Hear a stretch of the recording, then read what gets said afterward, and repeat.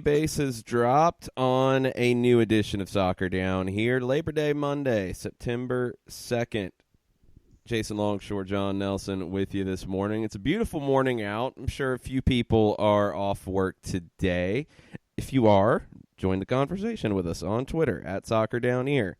If you're not, just don't tell your boss you're listening. It's all good. That'll work. I think that would be. I think that'd be an accurate perception. It's like listen, but don't tell your boss. Kind of like the screen that they created for March Madness, and you can kind of click it up, and it makes it look like it's a fake spreadsheet while you're actually watching the March Madness games, and your boss walks by.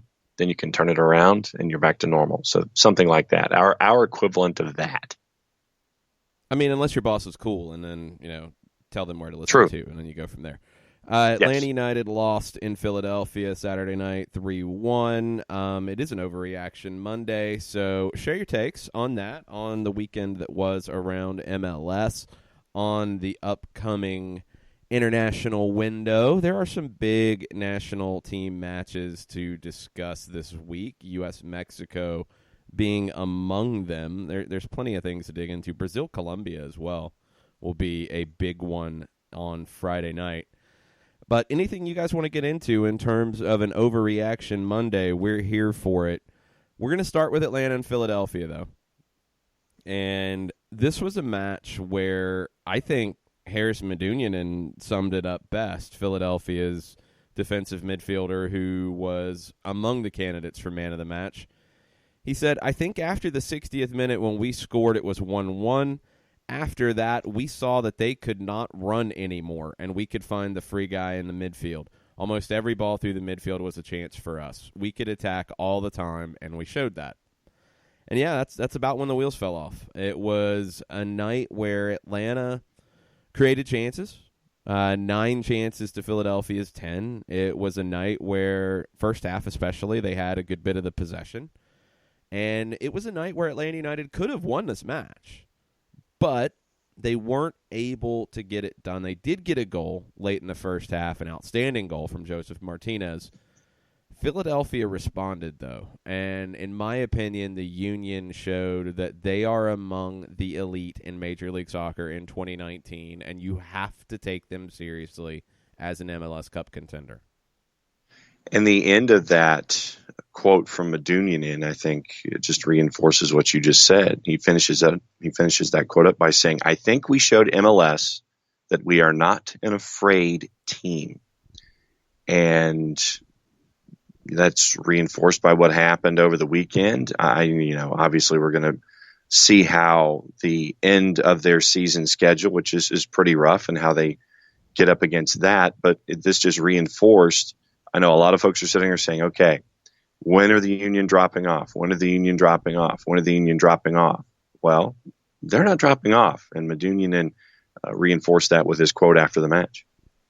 Yeah, 100%. The Union are legit. And it was a great atmosphere at Talent Energy Stadium in Chester, PA. Vibe was really good. Fan base was up for it. It's another sellout back-to-back for them. Their 6th of the season. They have not lost at home in front of a sold-out crowd. They're going to need that crowd with 2 remaining home matches, one with LAFC in a couple of weeks and one on decision day with NYCFC. They have to go to Red Bull Arena. They have to go to San Jose, and they have to go to Columbus. That's a very difficult road for the Union to finish on top of the Eastern Conference. I think they have the capability to do so. It's not a shoo-in by any stretch, but that is about as tough as it gets down the road for Philadelphia. And, once again, you sit there and you look at that, and if they're not an afraid team, they're going to just sit there and, all right, take it, and you can pretty much take about 35 different sports-based cliches about a team that's in this position. And they're just going to sit there and prove to the league that they deserve to be where they are. And having a chip on your shoulder like that works wonders, I think, for stretch runs sometimes. Because if you're tired, because if you're grinding, because if you don't think you have it at 100% for whatever reason, having that chip on your shoulder to get you through this difficult stretch to reinforce not only to the rest of the league, but to yourself that once again, you do belong. You do belong at the top of the table. You do belong where you are. You do belong in this playoff chase and chasing after an MLS Cup championship. I think that having that extra little bit of drive or oomph or chip on your shoulder, I think that Philadelphia can use that as a motivator with the schedule being what it is. NYC has 4 home games left, and they've got 3 in a row upcoming. Problem is they've got some of these during the international break. We'll have to dig into who they will be missing. They get New England, Toronto, and San Jose all at home. Then they go to Dallas, they host Atlanta, and they finish with 2 on the road that are very difficult for the Pigeons. They go to New England, they go to Philadelphia. That's not an easy final 3 for them. Honestly, final 5 when you want to go back to the home games with San Jose and Atlanta, going to Dallas, who is showing maybe there's a little more to Dallas than we might have given them credit for. And then New England, who's a difficult out, and Philadelphia, who is as good as it gets in the East. So Atlanta's still in the mix here. But it's going to go down to the wire between these 3 for sure. I don't think DC or Red Bulls, especially after the Red Bulls' performance over the weekend, I don't think anybody else is going to push into that 3. It's this 3 down the road to see who finishes 1, 2, and 3. I could see any of them finishing in any of those spots. This is going to test your MLS memory. When was the last time that you had as many teams as we're talking about on a consistent basis chasing after as many different playoff spots as we're talking about here and having as many different combinations as could lay out for the remainder of the season? When was the last time you had something that was this competitive, this crazy, this late? No, it happens. I mean, let's not overblow this a little bit. Last year in the West, you had Kansas City finished on 62, Seattle on 59, LAFC and Dallas on 57. It wasn't easy there. You had the Atlanta Red Bulls battle at the top of the East, but the West was very difficult. In 17, when you look back at it, you had Toronto kind of run away with everything in the East, but in the West, Portland on 53, they won it. Seattle was also on 53. Vancouver was on 52. Houston was on 50. Kansas City was on 49. So it happens. I think the difference this year is when you look at the table and you look at, okay, who can win MLS Cup? How many teams can really win MLS Cup? LAFC obviously is in that conversation. Atlanta has to be in that conversation. They're the defending champs. We've seen what they've done winning trophies this year. NYC has to be in that conversation. This is the best the Pigeons have ever been. Philadelphia, same thing. This is the best they've ever been. I think any of those 3 in the East can win MLS Cup. I think LAFC can win MLS Cup. Who else out West could win MLS Cup? I don't know. It's a little more difficult when you dig into it there. Even though Portland is in 8th, I think you still have to look at them because they reached the Cup final last year. They were in the semifinals of the Open Cup this year. They have so many home games left. They will be a factor. How much of a factor, I'm not 100% sure yet. Seattle, they've been better than I thought they would be. I thought the defensive issues would hurt them, and giving up 3 goals at home is never exactly how you want to deal with things, but when you score 4, then okay. Yes. They found a team that is worse defensively than them in the LA Galaxy yesterday. Is Minnesota a Cup contender? Well, they reached the Open Cup final. They made a big statement last night, winning at Bank of California Stadium convincingly, 2-0. Are they in that level yet? I don't know. San Jose, I don't know. So I feel like there's 4 teams right now that I could see winning MLS Cup. Maybe a few more. That, to me, feels like the difference in 2019 versus previous years, where it's not because no one has stepped out of the pack that the playoffs feel wide open. It's because there are a number of teams that have separated themselves from the pack and are very, very good that I could see winning MLS Cup. And we haven't really had that conversation with separation at the top. That feels like the biggest difference this season.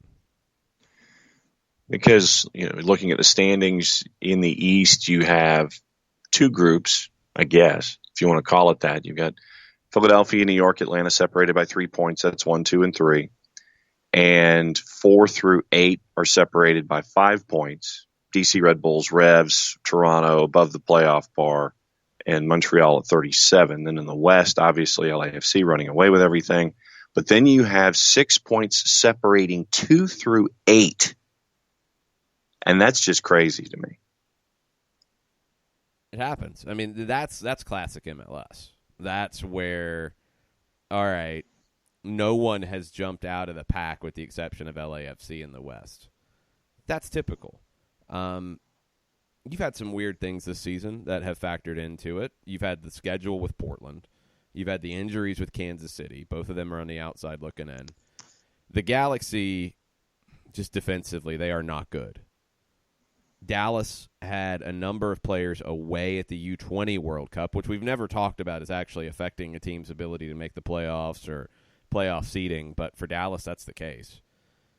RSL, San Jose, Minnesota are teams that are trying to become top teams. Seattle has been a top team. They haven't looked like it this year at times, and at other times they have. But Seattle has had the surprising retirement of Chad Marshall due to injuries. They've had the even more surprising 10-game suspension of Roman Torres. And somehow, dealing with both of those things, they are in second place right now. How long that lasts, I don't know. But in the West, 2 through 9, to me, feels like this is classic MLS because you have some good teams, you have some teams that are a little surprising, you have teams that are maybe one player away or one lucky bounce away, and you have some teams that have some frailties that are masking them at times, but they're also flaring up at times. So for me, the difference in 2019, though, is what LAFC is doing. And in the East, what Atlanta and NYC are doing, along with Philadelphia, in pulling away a bit from the good teams. MLS has typically had a lot of good teams. They haven't had great teams. I think Toronto showed in 2017 you can be a great team in this league. I think Atlanta and the Red Bulls showed in 2018 in different ways that you can be a great team in this league.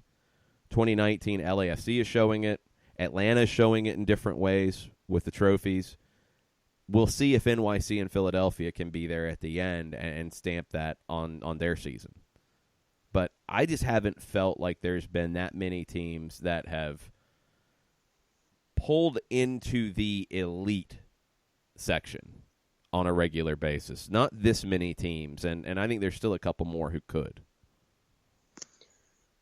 So then, and I'm asking this because we have a lot of teams that are – we have teams that are good. We have teams that are very good. When it comes to pinning down, I guess, and classifying who you would put where, you've got the growing teams. You've got the good teams, I guess, that are growing as well, and then you've got very good. Are you putting 2, 3, or 4 teams in the very good and the rest chasing playoffs in the good run, or how are you classifying these? Yeah, this is just a curiosity. No, I just said it. The 3 teams in the East, Philadelphia, NYC, Atlanta, and LAFC. Those are the ones that are a cut above. Those are in your A class. All right, your B, it feels like Seattle is probably at the top of the B, but I think Portland could be at the top of the B, although they have been a little disappointing here with a couple results that have made me question that. I'll put Seattle and Portland right there. I'll put Minnesota right behind them as teams who could, before all is said and done, be in the A group, but they're not quite there yet. San Jose, RSL, Dallas feel like solid Bs. I I don't know if I'd put DC or the Red Bulls in that group yet. Are they B minus? I don't even know if they're in the B group because it's been so all over the place for both of them. DC had been so bad before the win in Montreal. Red Bulls losing at home to Colorado is in that so bad category. And when you have fans chanting about Armas out and fire Chris Armas, you can't put that in the B group. They can't be. So I don't think DC is there either. They're probably a C plus. Red Bulls are in the C. Revolution are in the C, maybe edging towards the B. Then in the West, in that C group, Dallas is probably hovering between B and C. Galaxy, to me, are hovering between B and C, although I might lean to putting them at the bottom of the B just because of Zlatan, because of Pavone, because of that talent they have going forward. It's not enough to be elite because the defense is so bad. Kansas City, I would put it near the top of the C. That they've had reasons why they are what they are this year. Right. RSL's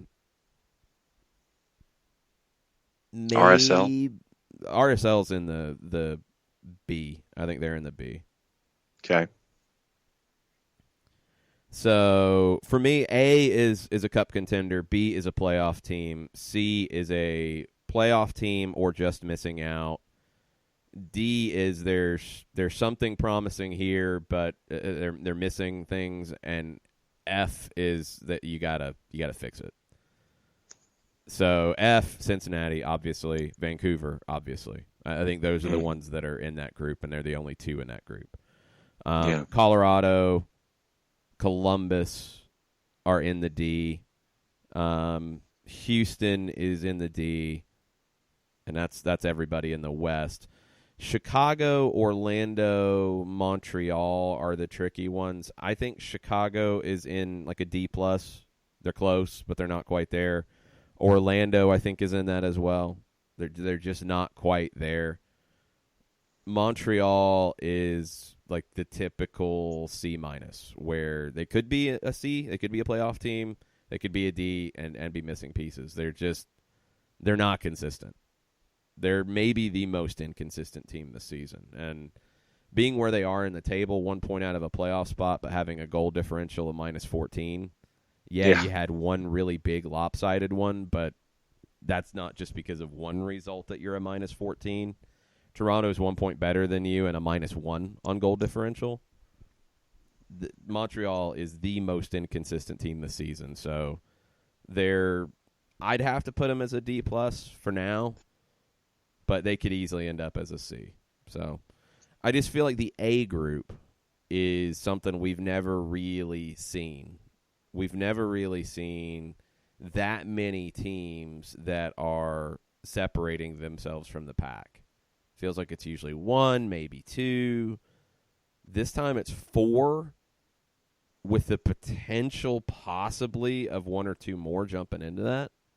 That's good. I think that's a good thing for the league because they are separating themselves, but they're not separate like leagues in Europe to me, where they're so far separate that they can go into a match and be like, whatever. As we saw last night with Minnesota and LAFC. They still have to show up and play week in, week out. Yeah. So I'll take that, even though, you do have to worry if you're somebody who thinks that MLS is best with parity and with everybody being tight in terms of quality and results. You're starting to get away from that. I think it's a good thing for the league. I don't think it's because you're allowing teams to just outspend others. I think you have to be smart with your spending. And you can still be a Philadelphia who is not spending big money but has gotten big contributions from Kai Wagner, who was in, I believe, the third division in Germany, and Kasper Shabilko, who was in the second. Shabilko they signed last September. He was available. They got him late last year. He scored, I believe, the first goal of the season for Bethlehem Steel this year. He wasn't even like the man to start. And Shabilko is one of the best forwards in the league right now. Flat out. So if you are smart with your spending, you can bridge some of that gap. That's why I think MLS is one of the most interesting leagues in the world. Because you have LAFC spending, Atlanta spending, NYC spending a little bit different way, but, Eber didn't come cheap. Matriza didn't come cheap. Just not household names, but putting money into the product. Philadelphia investing in the academy, and that's paying off with a Brendan Aronson, with a Mark McKenzie, with an Austin Trusty. But they're also making smart additions in other parts of the field. Harris Medunjanin, great player. Spending on Bedoya, great captain. But then getting hits with Shabilko and Wagner and players like that, they can be among the elite, and I think they are. And I think that the word that you used that is key here in the growth of franchises and in the growth of the league is smart. And when you have teams doing things in a smart way, and there are different ways to be smart, and sometimes it is a blend. But I think that when you're seeing teams doing things smartly, and smart isn't just a one-way street. We're seeing smart with Atlanta United. We're seeing smart in the East. We're seeing smart with Philadelphia. We're seeing smart with NYCFC. And that's the key, is to be smart with what you're doing. And then with all of your hires and all of your pickups and all of your players and all this kind of stuff. And you're seeing the end results with the A's and the B's, and you're seeing the difference between the A's and the B's and the C's, the D's, and the F's right now because of that 5-letter word that you said, smart. But it's different. Philadelphia and NYC and Atlanta smart are different conversations altogether. Right. Where you see it really come into play is LA Galaxy, for example. Because Zlatan, Pavon, however you make that work, Jonathan Dos Santos, Roman Alessandrini, although he's been injured, Fabio Alvarez. You have some elite players, but you've also missed on others that have come back to bite you. That's an issue. In the East, a prime example of that right now would be Toronto. Pozuelo, great player. Michael Bradley, still a great player in this league. Josie Altidore, still a great player in this league, although you've had injuries that have been an issue with him. But they've missed on others. They've lost some of that core in 2017 that was really smart. You don't have Betashore there anymore. You Drew Moore has faded away with injuries. Some of the smart players and smart additions that you had that carried you to a treble in 2017 have either left because they've been able to get more money elsewhere. You couldn't keep them in your cap, or you've had injuries and they've gotten older and you haven't reloaded. And Kansas City is kind of somewhat looking at that right now with Beasler and Zusi, two very good players for them for a long period of time. They have a lot of money tied up in them, and they're getting older, and they're not what they used to be.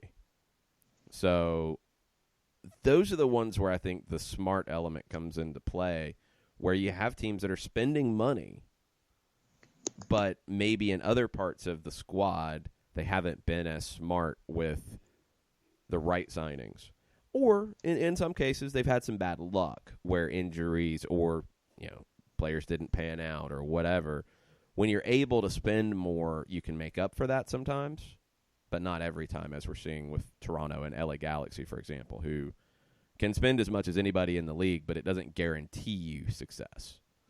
It's an interesting discussion. I think this league down the stretch is going to be as good as it's ever been in the final month, with talking points, with battles for playoff positioning, with storylines. All of that's going to be there. So buckle up, and I would say rest up over this next week, but there's key games during this week, like NYC hosting New England on Saturday, like Orlando hosting LAFC, like Portland hosting Sporting Kansas City. Those are all games on Saturday night during the international break that are critical in the playoff race. And then there's more midweek next week before everybody truly gets back from the international break. So maybe catch a nap in the first part of the week But don't completely shut down on it because there's going to be plenty to talk about as we go.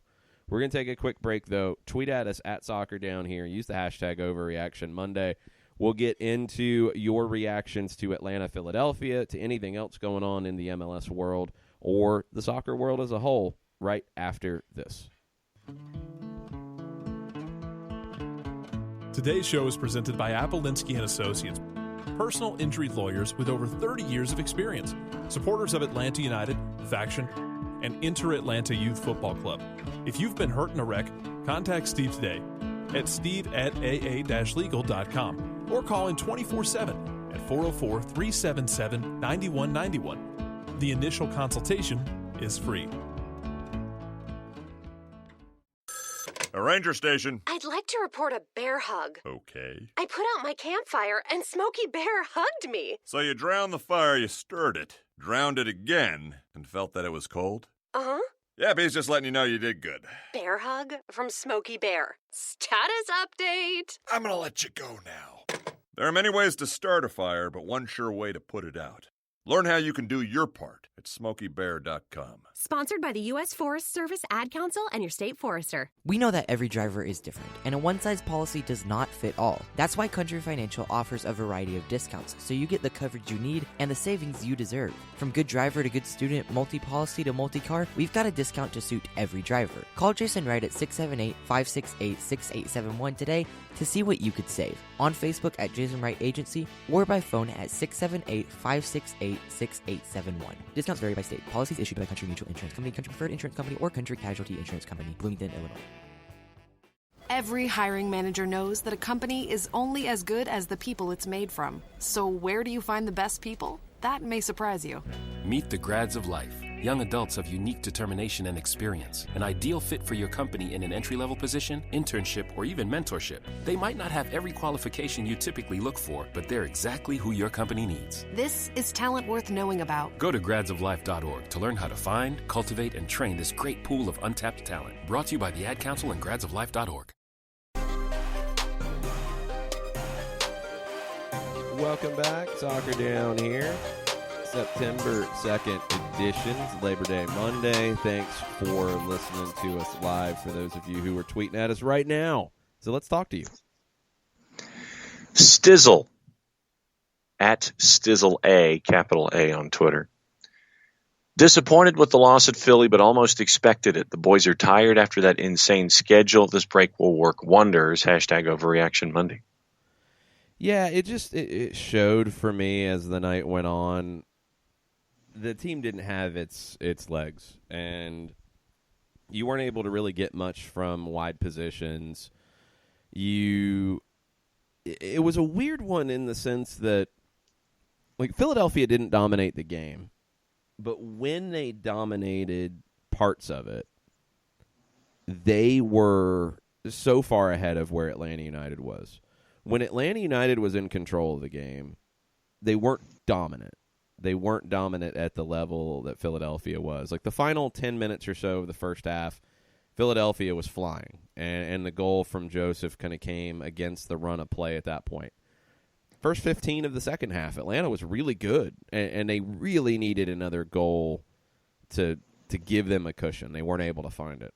Final 30 minutes, Philadelphia was outstanding.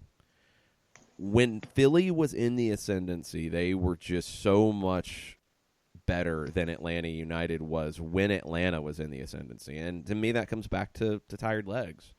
When you have those moments where you are the better team and you are doing exactly what you want to do, you got to punish the opposition. And Atlanta let them off the hook too many times. Pity Martinez created 5 chances, for example. Pity was very good. But you didn't have Barco. Emerson Hyndman didn't give you as much as he has in the previous matches. And you didn't get anything from Gressel or Pereira or Merrim consistently going forward. It showed. Nathan Pugh. LGP drives me crazy. He didn't cost us. Game was over and out of hand, but he does miss the next match.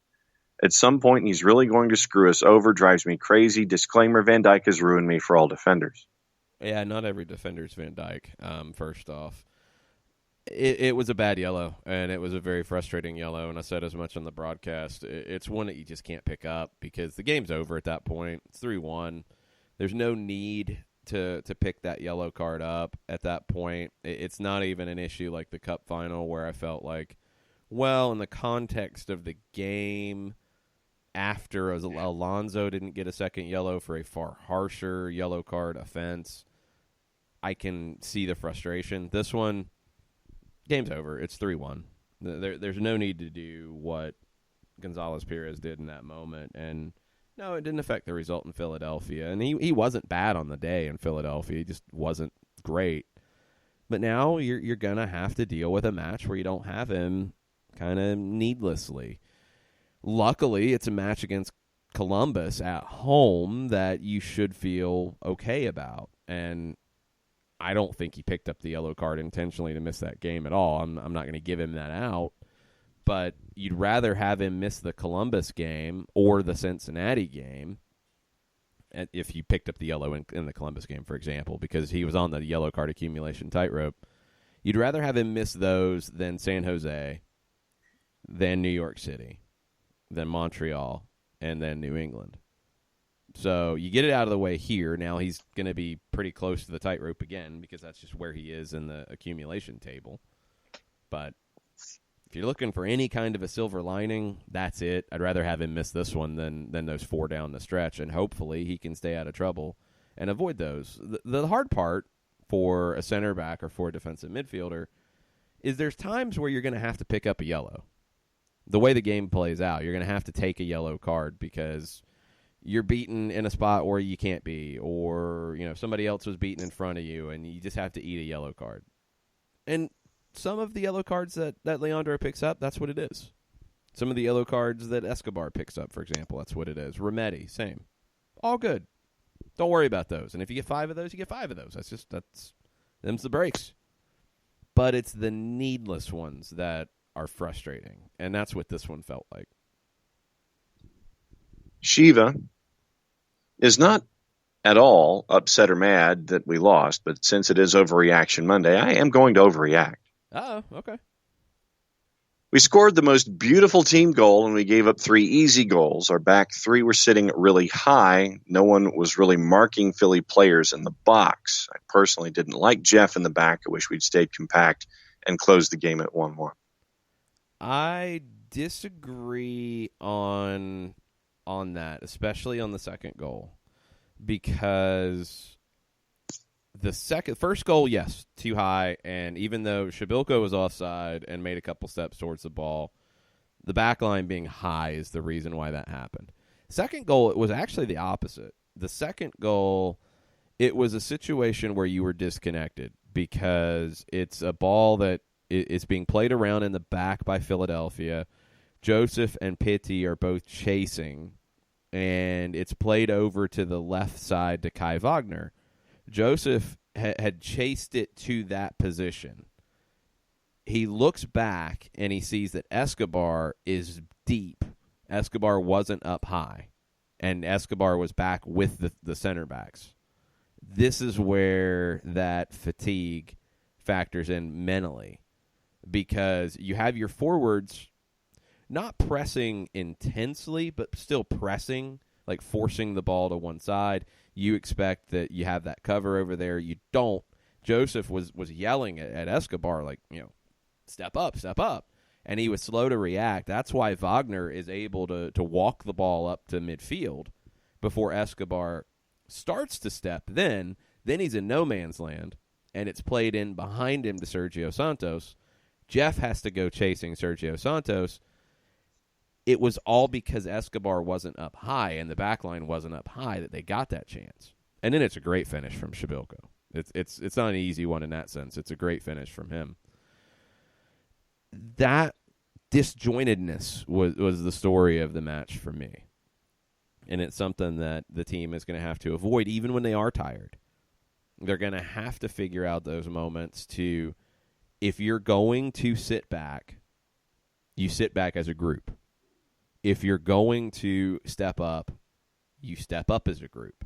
You can't have your forwards chasing in that way or your midfield chasing in that way, and your back line deep. And you can't have your back line up if your attacking midfielders, your forwards, are passive defending. You can't do it halfway. You have to be organized and in sync. And those things fall apart when you get tired. But I think it's a great talking point for Frank de Boer. I think it's a great lesson for this team.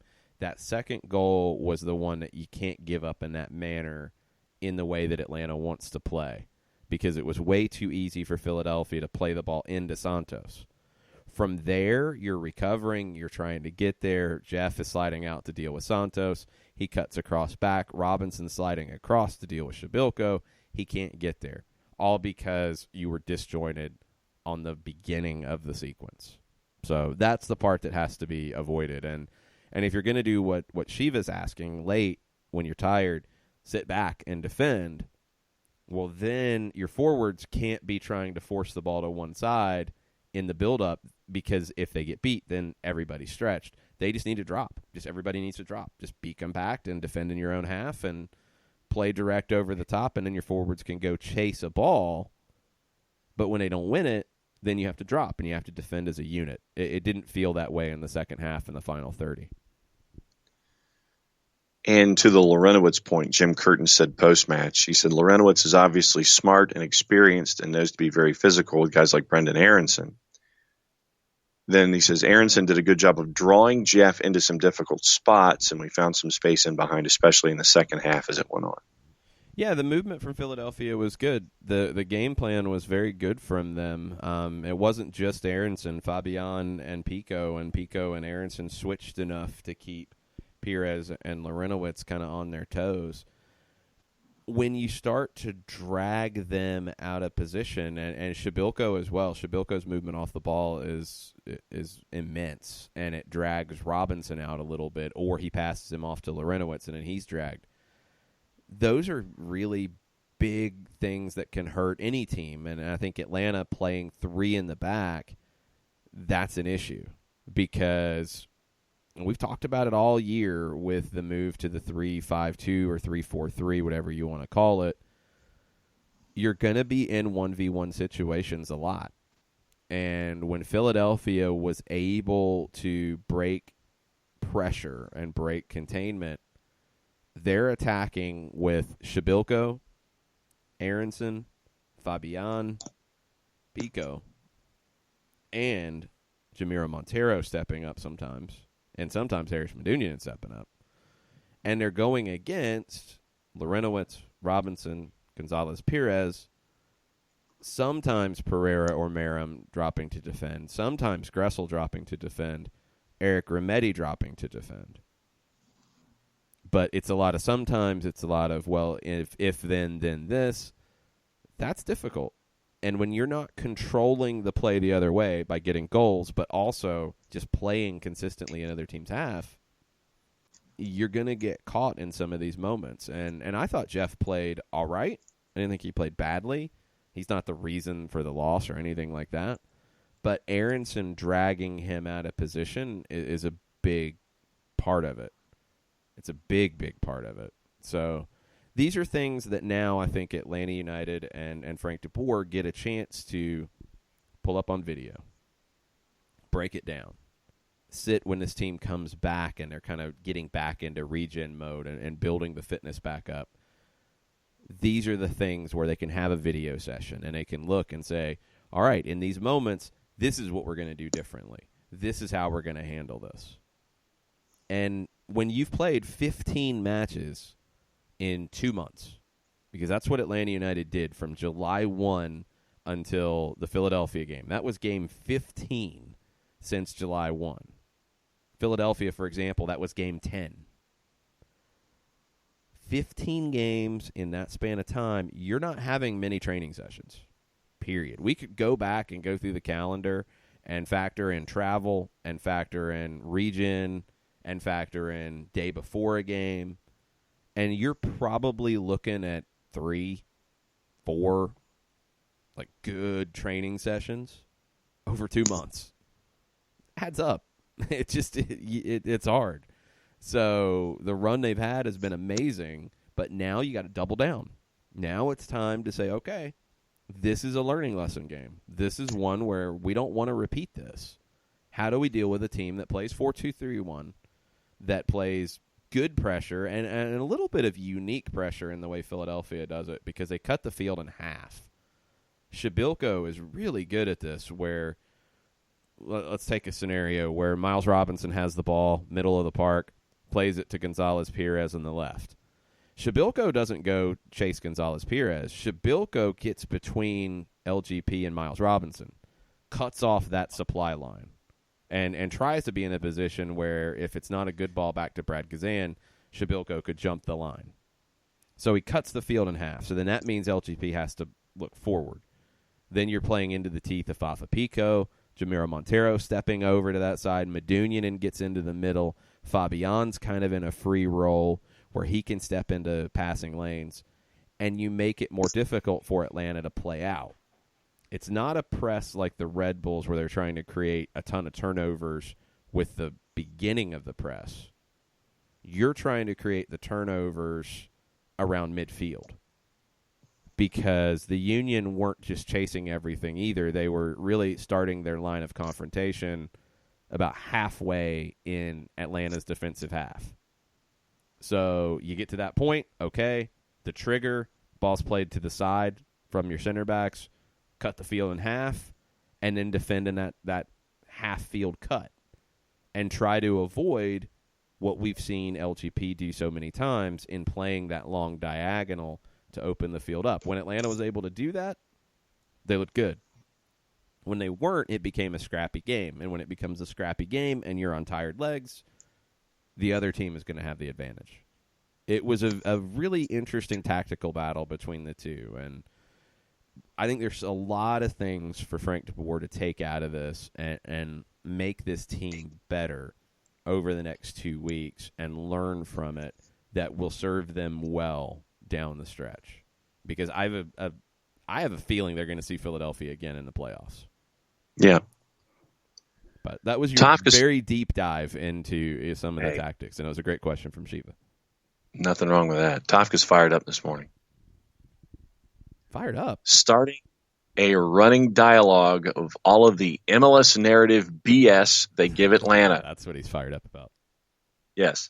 Here's the first, not counting the 50 already given before he started this tweet. Apparently going 7-1 is so-so form.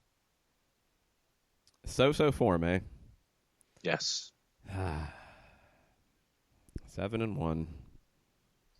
I mean, quoting the article in question. Okay. Let's see. I'll go back a paragraph. And while I still have questions, what is this blurb like if Kasper Shabilko doesn't score that goal, and can he finish half chances like that into October? That's still the best one, the big one for this team. It sure looks like Philly have more answers than they used to. This was a signature win. As for Atlanta, given their heavy legs, they've played a ton. And so-so form recently, they labored in each of their past 2 games, including Tuesday's Open Cup final against Minnesota. They were bound to fall on their collective face at some point. I still think they are right there with NYCFC in the who's the second best team in MLS debate, and would probably pick them ahead of the Union if these two teams meet in the postseason. But I admit some real curiosity as to how they'll look 2 weeks from now after a bunch of rest. Were their second half struggles in each of the previous 3 games just a result of heavy legs, or are teams where is it? Tafka blocked the last section with his phone, so I'm having to try to resurrect the. Okay, it's fine. The end. It's not that important. Basic it's not premise good to begin with. We got it. It's oversimplification, because yes, Orlando, Open Cup final in Minnesota, Philadelphia. Atlanta didn't look great. They didn't. They haven't been the same since the Portland game, in my opinion. And you want to know why? They beat NYC in a great match at Mercedes-Benz Stadium. They beat Club America in a great match at Mercedes-Benz Stadium and lifted a trophy, the most intense match they had played probably since Monterrey. And then they went to Portland, across the country, and beat Portland in a pretty comprehensive way in their own building. And then they came back. That's a lot. That's a big week. Then they didn't have their best stuff against Orlando, but they got the win. They didn't have their best stuff against Minnesota, but they were incredible in the first 20 to 30, and they were able to ride that to a win. And they didn't have their best stuff against Philadelphia, but they didn't get the goals to show for it. And then alongside that, they were struggling defensively, which we haven't seen as much of. And it showed. That's why. So-so form to say it about the last week, fine. That's okay. If you want to say it about Orlando, Minnesota, Philadelphia, okay. I'm not going to argue with that. Reason for it, in my opinion, because of the fatigue. Because it's not just they've played a lot of games in the last month. They played a lot of games in the last 2 months. And there's just no denying it. Chicago, Red Bulls, St. Louis in a cup game, Seattle, Houston, D.C., LAFC, LA Galaxy, Orlando City in a cup semifinal, NYC, Club America, Portland, Orlando, Minnesota, Philadelphia, all since July 1, all since July 3rd, honestly, because that's when they played Chicago. Mixed into it, trip to Chicago, trip to Seattle, trip to LAFC, trip to Portland, 3 trips to the West Coast. It adds up. So, when you go on to read later in that piece, he says in that paragraph about, Atlanta would be right there with NYC, but then the comments about NYC didn't feel like they were right there. That's the part that I have an issue with, because you beat NYC. You were the better team against NYC. You were the better team against Club America. You lifted a trophy. You won an Open Cup final. You won an Open Cup semifinal without Joseph Martinez. You went to Portland and had a big win. You've had strong performances over this run of time that NYC hasn't had. Now, a lot will be answered at Yankee Stadium later in September. But I feel like you're reaching for narrative when you say so-so form without the proper context. So-so form in the last 3 games in the last week after playing 12 previous games since July 1st. Okay, that's a fair statement. But just to say so-so form as a whole, it wasn't so-so form not that long ago, 2 weeks ago, when you won 3 big games in a week, one on the road in Portland, one against Club America, and one at home against NYC, when you were putting on the best performance this season in a week's time frame outside of LAFC. Flat out. Four-Card Ahmed is asking everyone to please ignore the idiots that don't actually watch or understand what they're watching, and he found one of your panda GIFs. It is what it is. Look, it's, I don't know, maybe they're big fans of First Take, or what's the one on FS1, Speak for Yourself, or whatever. Speak for Yourself. It's a bunch of hot take Charlies that want to sit there and get noticed and try to draw clicks and views and all that kind of stuff. It's not even that. It's engineered debate.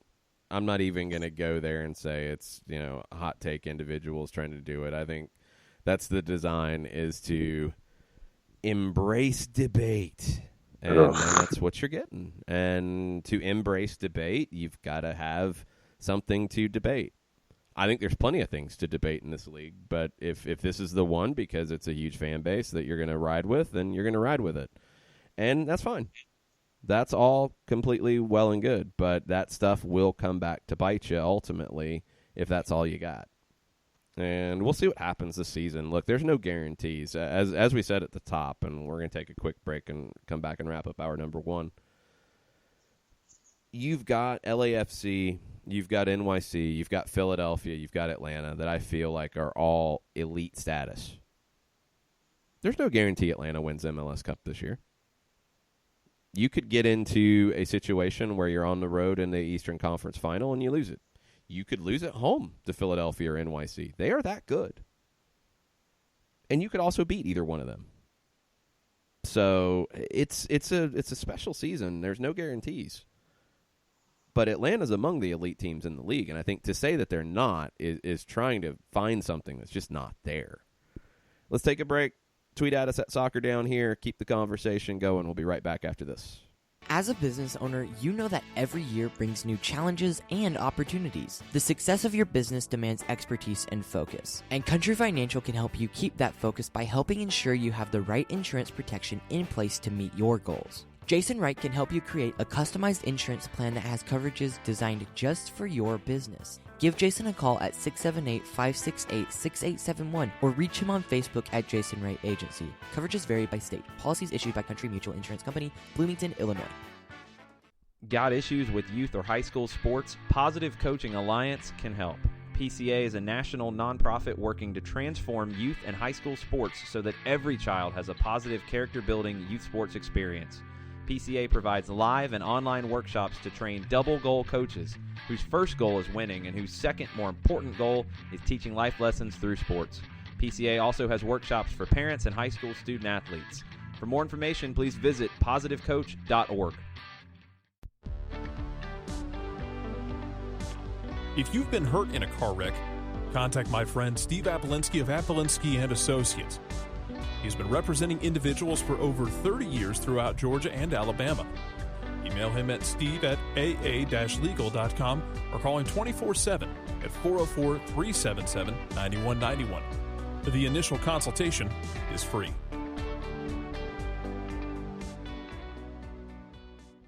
I adopted Bento in 2010 from a shelter.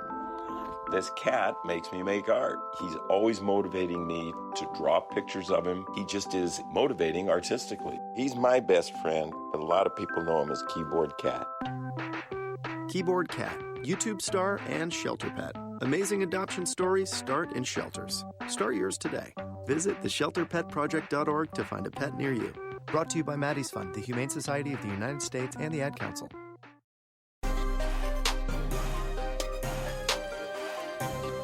Welcome back. SDH, Labor Day Monday, September 2nd, Overreaction Monday, taking your questions, comments, spicy takes about Atlanta 3-1 loss to Philadelphia on the weekend, or spicy takes about anything else you want to be spicy about. What do we have? Yes. Katie Weaver with a question. What do we make of Parkey out of the 18? Has Flo officially passed him in the depth chart? Sad emoji. Parkhurst had a knock in training, and that's why he was out of the 18 here. Not sure how long he's going to be out. Wasn't expected to be major, but it happened late in the week. The bigger question is what Katie asked in general about Florentine Pogba passing Parkhurst on the depth chart, and I think he has. I do think that he would have. I think Parkhurst probably would have factored in here.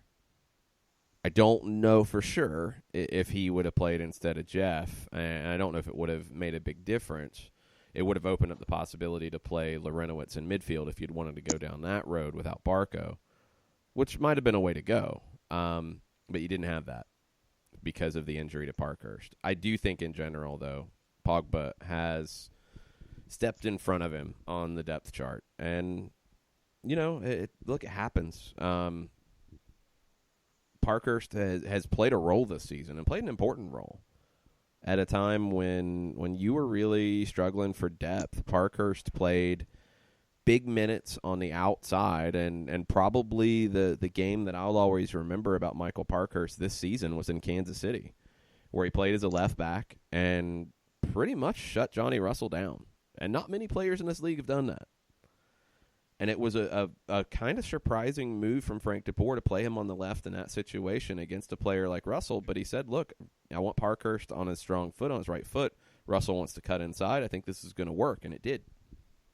And the contributions that Parkhurst has had, even this year, where they've been far more limited than what they were in the last 2 years, are very important, and they're not something you can overlook. But at this stage, I think in terms of the way this team wants to play in a very wide-open way, where you're going to have defenders in 1v1 situations a lot in space, you need someone with the legs to cover that ground, and I just don't know if that's Michael Parkhurst at this stage.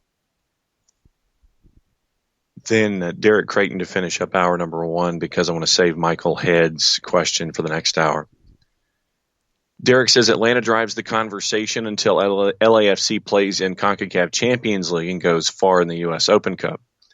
The Union played great. Atlanta have to learn to slow the game down, to rest with possession. Frank DeBoer will smile in film session. There's things he'll smile about. There's things that he'll be frustrated about, too. It's a good point about slowing the game down in possession. It's something Atlanta tried to do at times, but they just weren't sharp enough. And Philadelphia is a team that is really good about not letting you slow down either. You saw a few times where Atlanta was able to break that initial pressure and then play it back, and Philadelphia was like, okay, we're done chasing. We're going to let you have this one. Shabilko a couple times would be on one side, he'd cut the field off, he'd switch to the other side, he'd cut the field off, he'd chase back the other way, and Atlanta would just be passing around him, and it's like, all right, I'm good. I'm gonna pull back now. And you need to do those moments more at times when the stuff happens, and it's part of the lessons. But if Atlanta gets a goal in the first 15 minutes in the second half, where they were playing very well, it's a completely different match. At 2-0, would Philadelphia have the same resolve to get back into it? I don't know.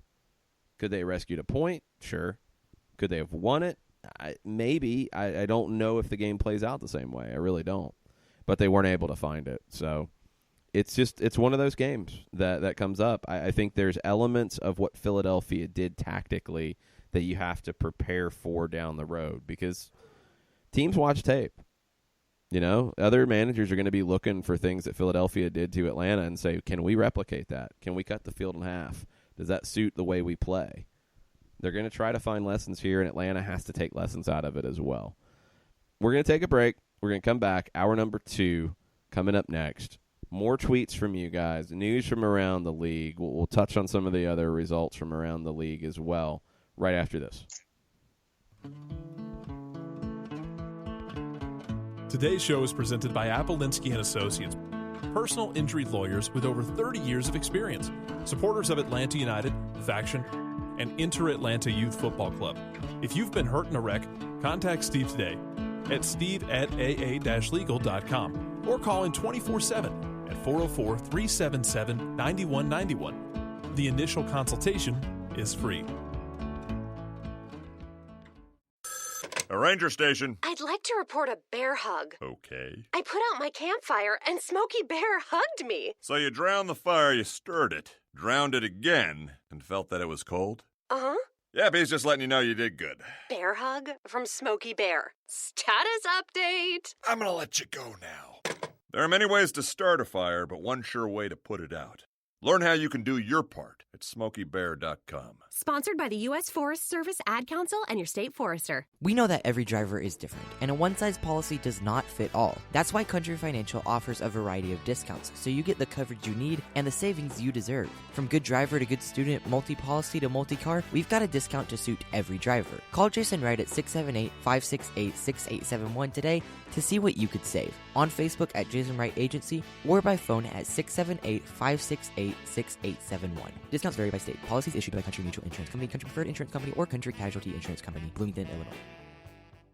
Every hiring manager knows that a company is only as good as the people it's made from. So where do you find the best people? That may surprise you. Meet the grads of life. Young adults of unique determination and experience. An ideal fit for your company in an entry-level position, internship, or even mentorship. They might not have every qualification you typically look for, but they're exactly who your company needs. This is talent worth knowing about. Go to gradsoflife.org to learn how to find, cultivate, and train this great pool of untapped talent. Brought to you by the Ad Council and gradsoflife.org. You're listening to Soccer Down Here daily on SDH Networks, a division of OSG Sports. Find us at Soccer Down Here on Facebook and Twitter. The time is now the top of the hour. Peep, y'all.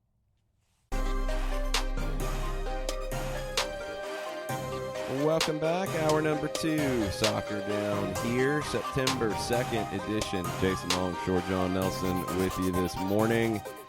Let's touch on the other results from around the league. We won't go into detail on all the games. We'll do that tomorrow. But last night, if you were like me and was very, very tired after a long day, long couple of days, you did not make it until the LAFC match kicked off. I didn't make it to the end of the Seattle game. I was so tired. I did.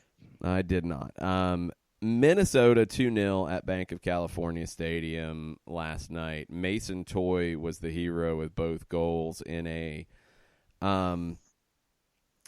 step-out performance by Mason Toye to show that he is the guy up top for the Loons. There's just no question about it anymore, not with this type of match.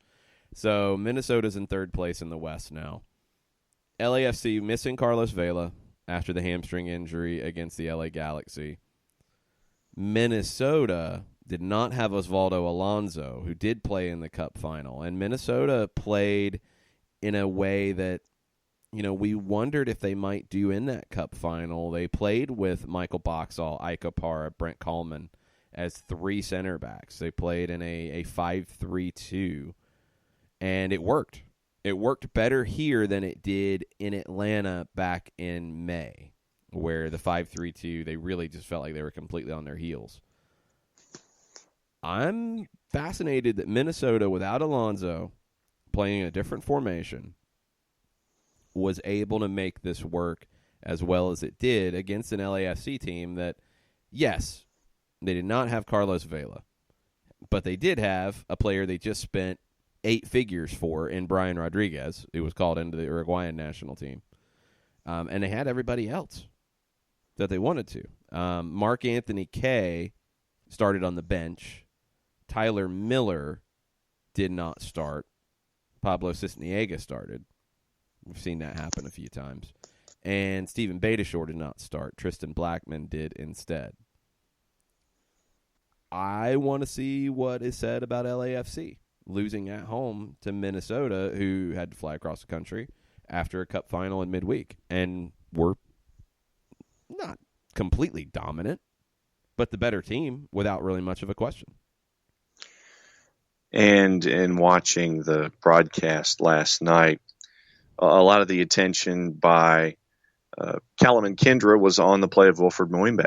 And they wondered whether or not, from the beginning, that they were going to get 90 minutes out. And the fact that they did get 90 minutes out of Mwimbe, and the 90 that they did, was a pleasant surprise for Minnesota in this. And completely and totally frustrated LAFC. And then when they had to defend in the last 20 minutes, when LAFC was trying to find that extra gear and just tried to pepper the net, and Vito Manoni on the night had 8 saves, and it was a tremendous defensive effort late as they were trying to just try to get one on the board and then chase it. And then I think, it wouldn't surprise me if Bob Bradley continued to express his frustration at Pablo Cisniega, because that seems to be something that he does occasionally when Cisniega is in and Tyler Miller is not. But great effort last night, Mason Toye offensively. But yeah,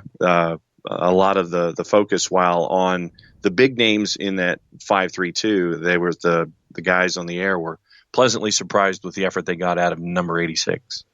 Yeah, a little bit of the numbers factor into the game state. Minnesota with 2 goals in the first 28 minutes. Toye scored twice, 24th, 28th. After that, at that stage, Minnesota had 4 shots. LAFC had 4 shots. After that, it was 1 more shot for Minnesota and 19 for LAFC. So you look at the shots, 23-5. You look at the possession, 77-23. And you're like, oh, well, Minnesota just sat back and bunkered. They got 2 goals in the first 30 minutes, and the game changed. And from there, they did sit back far more, and they were positioned to do that. I don't think they expected Mason Toye to get 2 in the first 30, but they dropped off as time went on. LAFC could not find a way back into it. Vito Manoni with 8 saves, that's check. and a strong defensive performance in limiting good chances for LAFC. Check. And Minnesota gets the win. The game before that was kind of nuts, where Seattle and the LA Galaxy traded haymakers back and forth consistently. Neither team looked good defensively, and Seattle got the last haymaker landed, Christian Roldan, with the goal, and the Sounders won 4-3 at CenturyLink in a crazy one.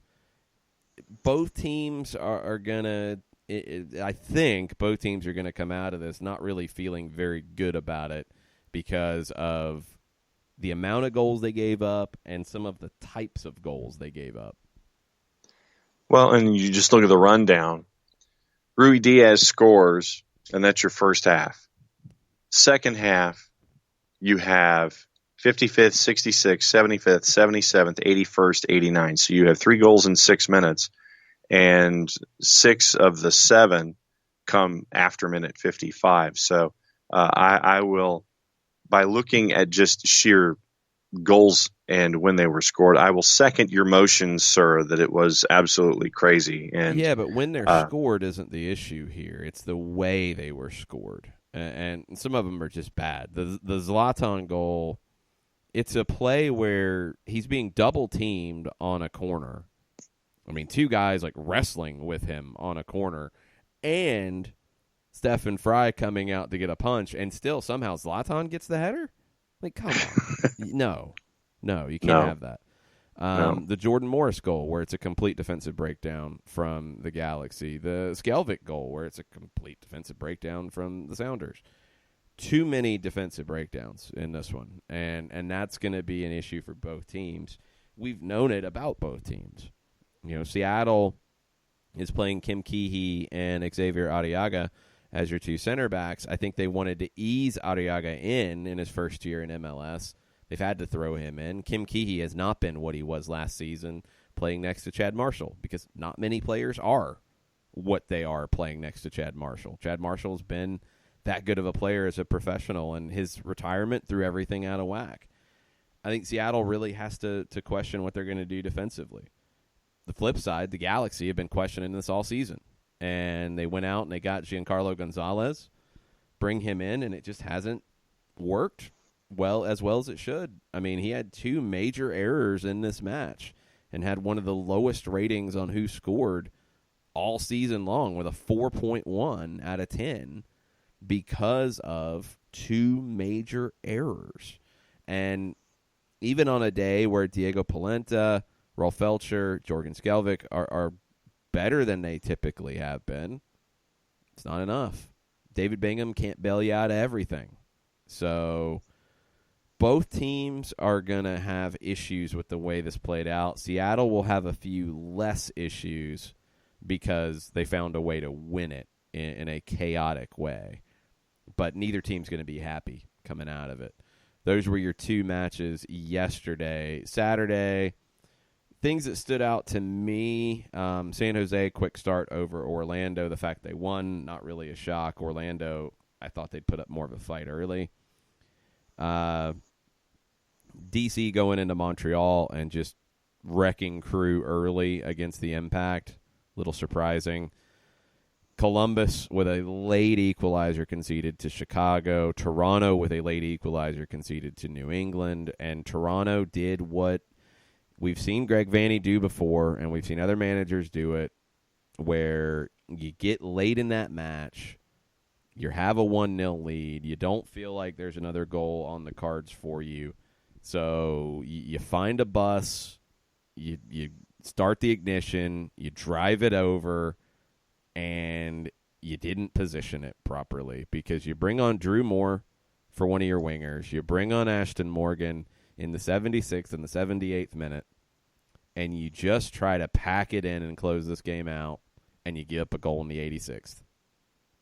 Those are the ones that you look at Greg Vanney, and I think you've already been looking at him. But you look at him after this one, and you had 3 points, and now you only ended up with 1. If you don't make the playoffs this year, And especially if you miss it by a few points, because there have been other games that I think you can look at decisions Greg Vanney's made. There's going to be problems. The lucky thing for Toronto is that Montreal was bad. Orlando was bad. Chicago needed to beat Columbus. Chicago has an easy road in, but they have to win out now. They have 4 games left, and they have to win all 4 to get to 46 points. That's as high as they can go. Toronto got lucky that nobody else did anything to hurt them, because this feels like 2 points dropped. Yeah. And, it just, you shake your head at Vanney. There are times when he over-substitutes, over-rotates. Then you have a decision like this. And, like I said, if he hasn't been looked at seriously with a cocked eyebrow, then this would be another file, or another piece of paper in that file to do so. No, that to stack your evidence. Bill Manning already talked about it. I mean, he talked about it when Atlanta was in Toronto earlier this season. That, look, there's pressure. Not making the playoffs back-to-back years, that's unacceptable for Toronto. So, right. Of course, there's pressure. That's been talked about for months now. So, I think he's going to get off the hook, because I don't know if Montreal, Orlando, or Chicago can take that spot away from them. And if they get in as the 7, maybe that's enough. There's been enough mitigating factors over the last 2 years, but that starts 2020 for Greg Vanney on a very hot seat, because Toronto is not spending the money they are to be a team that misses the playoffs or ekes in. You want to get back to what folks are thinking about Overreaction Monday? Let's do it. Michael Head. Okay, I brought this up before, but why does MLS let teams play during international breaks when other top leagues do not? The product on the field suffers, makes the league look Bush League. Plus, we'll be playing midweek down the stretch and others will not. # build the statue. Okay, that's a number of things that are very confusing. That's the flip side. If you're not going to play during the international break, like Atlanta isn't, then you're going to have to play midweek. So if you're going to play during the international break, then you're not going to have as many midweek games. I mean, it's one or the other, because where the season ends. Like, it is what it is. This year, I feel like it's more magnified because you already had more midweek games, because you compressed the season into a shorter span of time. Hopefully, going forward, that stretches back out a little bit. If you start a little bit earlier, hopefully you can find that way to stretch it back out. The bigger question is playing during international breaks. I would be much happier if the league just said, look, it's not an option. We're not scheduling during international breaks. It's not happening. I'd like to see the league make that mandate. I think it'd be good for the product as a whole. It's just a fact. What that will mean, though, is that you will have more midweek games. So get the amount of time right on the calendar to limit midweek games. Every league plays midweek games. It happens. You don't want to do it a whole ton. Get it right and balanced to where everybody is doing it in the same way. But the trade-off of not playing during the international breaks is going to be midweek games. It's not either or. Like, you can't get away from it. You're going to have to take that hit. I would. Because playing during international breaks is far more of a competitive disadvantage for teams that do it than everybody playing some midweek games at the same time. I just think it's something the league needs to do going forward, and I hope that they can do that soon. And I wonder if it'll be a conversation in the CBA. Don't know. Michael Bradley was very clear in his displeasure for it last week. I want to see this happen because there's no real win for playing during international breaks other than not playing as many midweek games. I'd rather have the midweek games because right now you're looking at NYC hosting New England, Cincinnati hosting Toronto, Orlando hosting LAFC, Colorado hosting Seattle, Portland hosting Sporting Kansas City on Saturday, the night after U.S.-Mexico.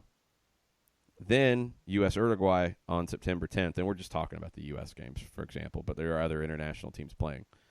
Then Wednesday, after that, NYC hosting Toronto, Houston hosting Minnesota, Colorado hosting the LA Galaxy, Real Salt Lake hosting San Jose. That's 9 games during this international break. Some teams playing twice that will absolutely have an effect on the playoff race. And then it creates situations where Greg Berhalter does not call in Omar Gonzalez, Michael Bradley, Josie Altidore, so they can be with Toronto in these 2 big games. But he calls in other players that their teams are playing during the international break. It just creates so much unnecessary stuff that the league should get away from it. It needs to happen. There are leagues that do play through international breaks. There are lower divisions that play through international breaks where they're not affected as much, but they are affected. MLS, for where it's trying to get to, needs to avoid playing during international breaks. Because if they keep doing it, it's just going to become a bigger issue with national teams, where now you're not having as many friendlies, in air quotes. You're having CONCACAF Nations League. You're having, the MLS is going to be affected in increasing numbers by the UEFA Nations League. They get affected by African Cup of Nations qualifiers. You're going to get into situations where you're not going to be able to even have a conversation with a national team manager like Greg Berhalter did with Greg Vanney, it sounds like, because you're going to be playing competitive games for your national team. They're going to call in who they want to call in, and you're going to be missing these players in key games that could affect your playoffs. So hopefully this is something that goes away, but it hasn't in MLS's history. It needs to now. This is an article I did not read, so I'm probably going to need just as much background as everybody else. Percy Herrera wanted you to elaborate on Chris Furmeister's Vela-Miggy comparison because it's 100% accurate. I just saw Chris's tweet about it. Okay. Hold on, and I will read the tweet. 1 second. He said, the Atlanta United LAFC parallels continue. Atlanta was when Almiron was out injured. LAFC appears to be with Vela out injured.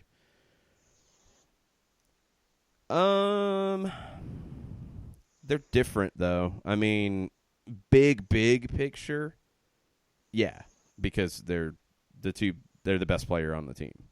So you're going to be affected when you're missing that player. That part's easy, and I completely agree with it. The way that they're affected is different. And I don't know if I would actually say LAFC was last night when you had that many shots. You gave up 2 goals in a bad spot. Other team got more defensive, sat back more, and were able to see it out. But you did have 23 shots. You did have 8 on target. It's just both teams, and this is where the similarity comes into play, although they both did it differently. Both teams were built around this player. Atlanta United played the way that they did under Tata Martino because Miguel Almiron was the player that Tata Martino identified as the first player he wanted to build around. LAFC plays the way that they do because they wanted to get the most out of Carlos Vela because he was that guy for them. So now they do it in different ways. Obviously, Atlanta was more heavily focused on transition because of Miguel's speed. LAFC, their whole pressing system is based around you want Carlos Vela to be free, you win the ball back, then you play him in space, and he's able to go 1v1 and make things happen. When you want to play the same way, but you replace Almiron, Atlanta was not nearly as effective in transition, so you had to find a different way. LAFC, when you don't have Vela, you can do all the same things with your press. You win the ball back. You play to your guy who solves all your problems, but it's not the same guy. Now, Brian Rodriguez does a lot of the things that Vela can do, but he's also new to the team too. So I think, yeah, in the big picture standpoint, yes. I think in the way that the teams are built, with the importance they placed on that player, yes. They do different things, but yeah, I want to see over time, because we haven't seen Carlos Vela out as much. One game doesn't tell me that for sure. I think Brian Rodriguez can be a suitable replacement for Carlos Vela in these situations. He just hasn't had a lot of time to be that yet. So I'm not sure over time if this is true. Right now it is. And last tweet in the queue for now. So we wholeheartedly encourage you for the final 40 minutes of the show. Let us know what you're thinking on a hashtag Overreaction Monday. He's at Longshoe. I'm at OSG Nelson. This is at Soccer Down Here. Stunner isn't bothered by the so-so form as of late part, but for him it's subsequent to the workload. Well, you're not having so-so form if you don't have the workload.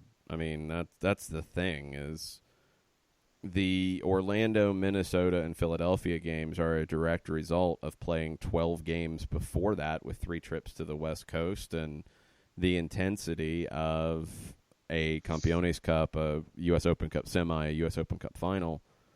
Those things take it out of you. They just do.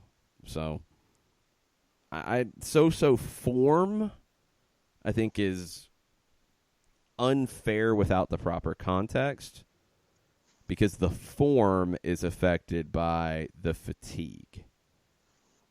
You know, it's not like they forgot how to play. It's not like they just started playing poorly. They played well in stretches in those matches. Orlando maybe less so, but they didn't get run off the field like some people would try to lead you to believe against Orlando. That didn't happen at all. Against Minnesota, you played maybe your best start to a match that you've had in club history. I mean, they were scintillating to open that match. They just couldn't sustain that for 90 minutes. And even Philadelphia, you had large moments where you were in control and you were the better team. Very large moments. I mean, if you just want to say which team was better in spaces of time during that match, there might be more minutes that Atlanta was the better team. But when Philadelphia was the better team, they were clinical.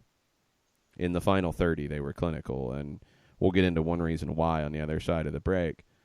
Philadelphia took advantage of their moments of dominance more than Atlanta did, and that's what'll hurt you. Against Minnesota, for example, Minnesota maybe had more of that time that they were the better team, but they weren't able to take advantage of it enough. Atlanta maximized their time where they were the better team in that first 20 to 30 where they get 2 goals to show for it. That's what you have to do in these moments. And when you just don't have the legs, you're going to have less time, or you're going to have less ability to do so. And it adds up. We're going to take a break. Come back. More from you guys on an Overreaction Monday. More from around the world of American soccer as well. We'll be right back after this. Today's show is presented by Apelinsky & Associates, personal injury lawyers with over 30 years of experience, supporters of Atlanta United, Faction, and Inter-Atlanta Youth Football Club. If you've been hurt in a wreck, contact Steve today at steve@aa-legal.com or call in 24/7 at 404-377-9191. The initial consultation is free. A ranger station. I'd like to report a bear hug. Okay. I put out my campfire and Smokey Bear hugged me. So you drowned the fire, you stirred it, drowned it again, and felt that it was cold? Uh-huh. Yep, he's just letting you know you did good. Bear hug from Smokey Bear. Status update. I'm gonna let you go now. There are many ways to start a fire, but one sure way to put it out. Learn how you can do your part at SmokeyBear.com. Sponsored by the U.S. Forest Service Ad Council and your state forester. We know that every driver is different, and a one-size policy does not fit all. That's why Country Financial offers a variety of discounts, so you get the coverage you need and the savings you deserve. From good driver to good student, multi-policy to multi-car, we've got a discount to suit every driver. Call Jason Wright at 678-568-6871 today to see what you could save. On Facebook at Jason Wright Agency, or by phone at 678-568-6871. Discounts vary by state. Policies issued by Country Mutual Insurance Company, Country Preferred Insurance Company, or Country Casualty Insurance Company, Bloomington, Illinois. Every hiring manager knows that a company is only as good as the people it's made from. So where do you find the best people? that may surprise you. Meet the grads of life. Young adults of unique determination and experience. An ideal fit for your company in an entry-level position, internship, or even mentorship. They might not have every qualification you typically look for, but they're exactly who your company needs. This is talent worth knowing about. Go to gradsoflife.org to learn how to find, cultivate, and train this great pool of untapped talent. Brought to you by the Ad Council and gradsoflife.org. Welcome back. Soccer Down here. September 2nd edition, Labor Day Monday, Overreaction Monday. We'll get back into the Twitter timeline in just a bit. One of the reasons why Philadelphia was able to maximize their advantage late against Atlanta was Ilsinho, a player who doesn't get talked about a lot nationally, but a player who is the true super sub in this league. He checked in the 58th minute, and you can pretty much draw a line from where Ilsinho comes into the match and Philadelphia became the better team. One is he's ridiculously good in 1v1 situations, and you have to account for him. You don't want him in 1v1 situations going to goal. He's the best dribbler in terms of success rate and in terms of just flat-out volume. In terms of per 90 minutes played, Ilsinho is going to win more dribbles, and he's going to attempt more dribbles than anybody in Major League Soccer. He came in, and he starts doing Ilsinho things. He starts running at you, getting you out of position. Justin Merrim was pinned back deeper and deeper, having to try to help defend Ilsinho. It's just very, very difficult. Gwen's a big fan of Ilsinho's. Yes. And it affected the way Atlanta played. Ilsinho, in the time with him on the field, Philadelphia is plus 26 in goal differential. That's ridiculous.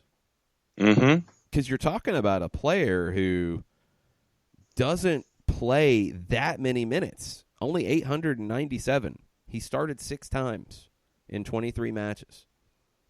But they're plus 26 with him on the field. And I don't think it's a situation where Jim Curtin should play him a whole lot more. I don't think that's the way to go at all. Because he's best in these short spans.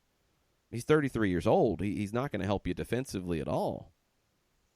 But plus 26 with 897 minutes played, that's absurd. Yes. I was going to use the phrase friggin' crazy, but I think that absurd is much better. Let's talk about the Red Bulls, and let's talk about SBI Soccer's Franco Panizzo, who got quotes from Chris Armas after the match. They lost to Colorado. It was the first time Colorado Rapids had won at Red Bull Arena. Fan chants, and I've seen some of the clips. It's not 100% clear, but fan chants of Armas out and fire Chris Armas were heard, and SBI Soccer talked about it. This is what Chris Armas had to say when he was asked about it. He said, "They're not happy. They shouldn't be. So who do you take it out on? They don't take it out on each other. They love the players, so they blame the person in charge. It's fair. It's fair.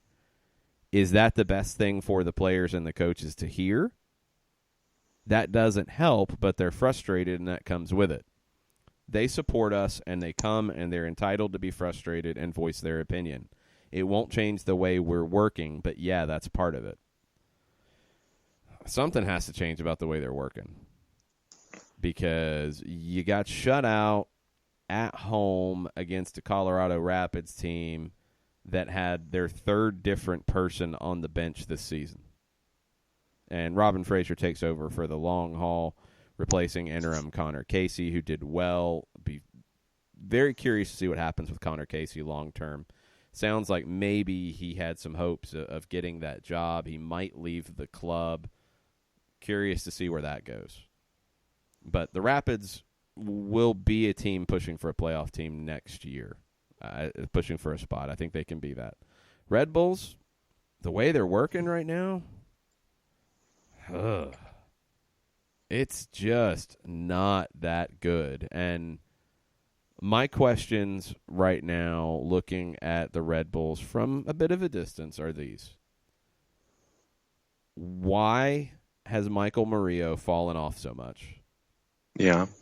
Is it because he wanted a move to Europe that didn't happen? And he's just not the same player because he's not happy? Was he playing over his head before? Is he being poorly managed? Because this is another game where it is the option to start Reese Buckmaster, who started the season in the USL Championship, instead of a player who played in the World Cup last summer. That's baffling to me. Kamar Lawrence, his year has been weird. Injuries and then questions about, well, is he really injured? How injured is he? Why is he not playing as much? That was, kind of conversation early on. You've never truly replaced Tyler Adams. Christian Caceres has had some good performances for you at times, but he also hasn't been a consistent starter on a regular basis. He came off the bench in this one. That has showed. You have had issues up top, but you've gotten good performances from White instead of Bradley Wright Phillips, so that's been okay. Kaku has not been what you expected he would be since you signed him, and you've had all kinds of drama and stuff to deal with that. So the way that they are working is not working. It's just not. And something has to change in New York. Is it Armas? Is it the roster that he has? Is it individual situations with players? I don't know. Probably a little bit of all of the above. But you had a listed 17,000 fans at Red Bull Arena, and I don't know if it was that many. And you got booed off the pitch, and if the supporters section was chanting to fire the manager, it's bad times for a team that won the Supporters' Shield with a then record number last season. And yeah, you sold Tyler Adams, but is that one move the reason why it's fallen off the mark like it has this year? I don't know. It feels like there's more to it. Yeah, and you wonder what the leash length is for Chris Armas. If they don't hit certain marks in the playoffs, if he's bounced in the first round, does he go? If it fizzles toward the end of the regular season and they're bounced, if this downward slope just continues and you're bounced in the first round, is Armas gone? Or is it the same way like it could be possibly in Toronto, where if Armas convinces the front office that it has to be player-based, you make player changes, Armas is on the same amount of a short leash as Vanny at the beginning of next season. If he gets it to that far, I've got as many questions on the touchline when it comes to Red Bulls right now as it is with Toronto FC, and how much patience the front office has with those guys going forward. I mean, if both of those teams get bounced in the first round of the playoffs, and we anticipate that both of them will probably be there, are both of these guys gone? They're both different situations. Vanny's coming off of a year where they didn't make the playoffs, and that treble is getting further away that you can lean on. Armas took over last year, was part of a record-setting year. Part of it. Not the whole reason for it. Jesse Marsh also had a part in that as well. I don't think they've given him enough to work with. I do feel like the Tyler Adams loss and not really replacing him, Christian Caceres, I guess was expected to be that guy. That's had an impact on us in a big way, and it's changed things. Also, I think the questions about Murillo wanting to go to Europe, I think that's a bigger question that's really been discussed. Aaron Long could fall into that as well now, with the rumors of offers that were on the table that were denied, and what does he really want to do, and is he going to be happy not moving? Are you going to be able to make that work? So I think there's things outside of it that are outside of Armas's control that are having an impact on it.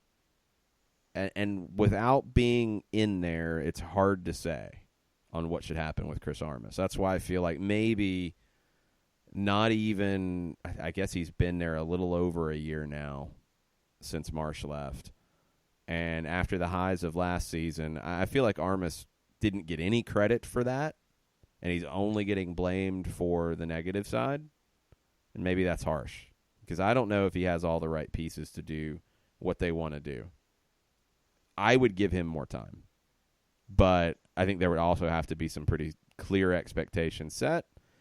And if you're Armas, I think there also has to be some expectations of the front office that, look, if you want me to play in this way, because you're not letting me decide to play in a possession-oriented style, in a defensive-oriented style, playing in a low block, I don't have those options. I have to play the Red Bull way. You got to give me the players to do it. Because if you don't, I can't play the way you want me to play.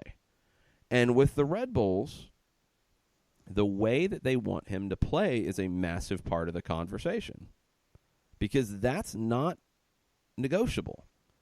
I think Jesse Marsh, with the success he had over a little bit of time, had a little bit of leeway in it. And even he kept coming back to playing the Red Bulls way when he would try, okay, we're going to play a little bit of this 3-6-1 here. We're going to do this, but it was still pressing. It was still Red Bull soccer, even though he would deviate from the 4-2-3-1.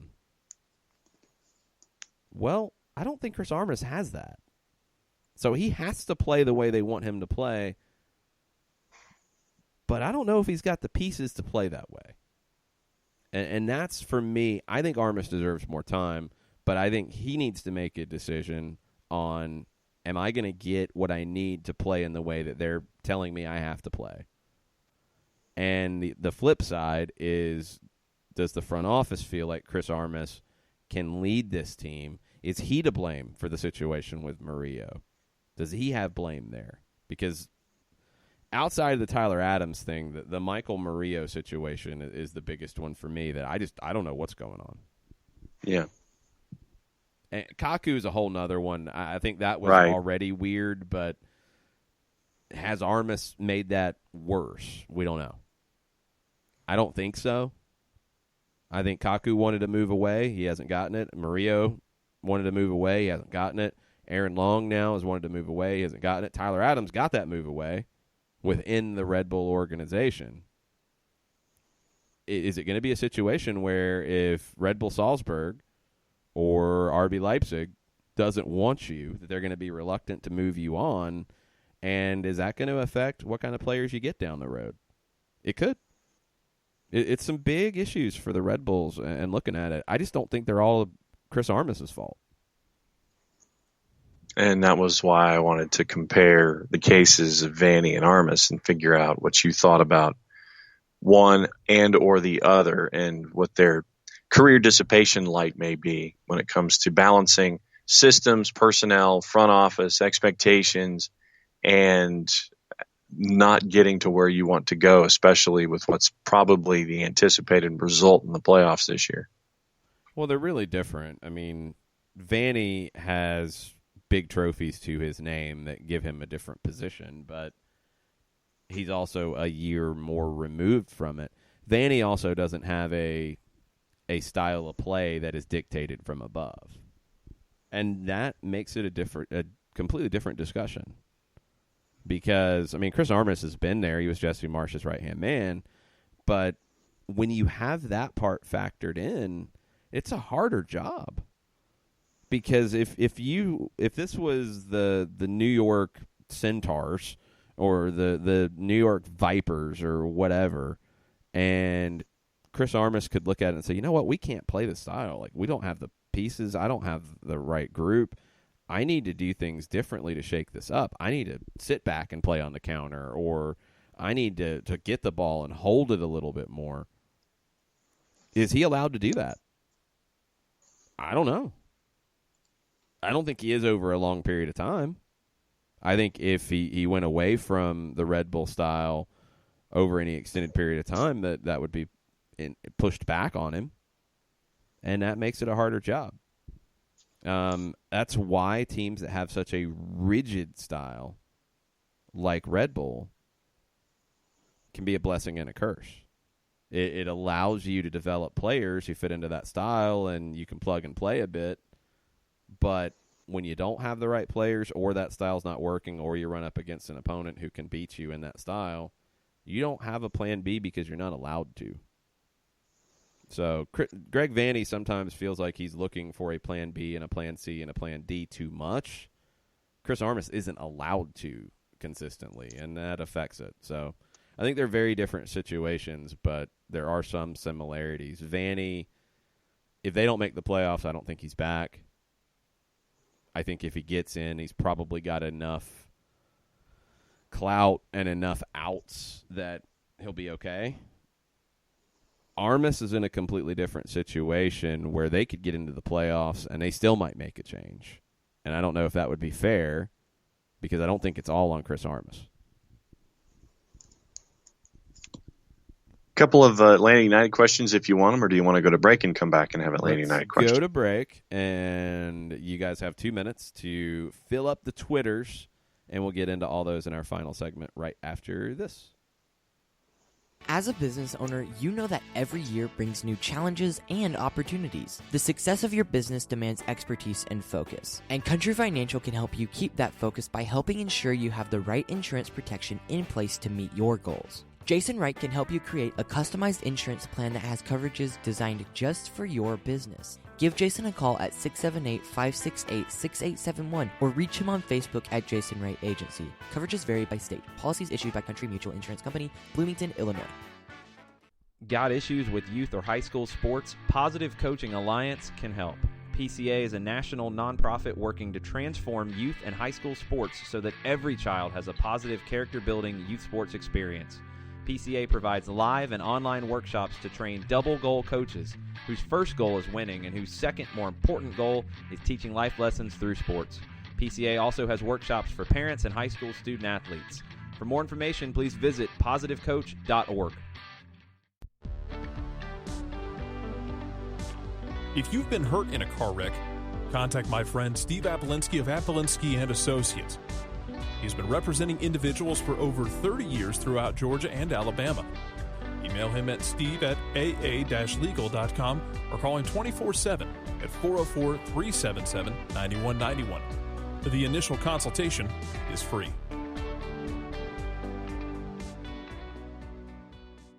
I adopted Bento in 2010 from a shelter. This cat makes me make art. He's always motivating me to draw pictures of him. He just is motivating artistically. He's my best friend, but a lot of people know him as Keyboard Cat. Keyboard Cat, YouTube star and shelter pet. Amazing adoption stories start in shelters. Start yours today. Visit theshelterpetproject.org to find a pet near you. Brought to you by Maddie's Fund, the Humane Society of the United States, and the Ad Council.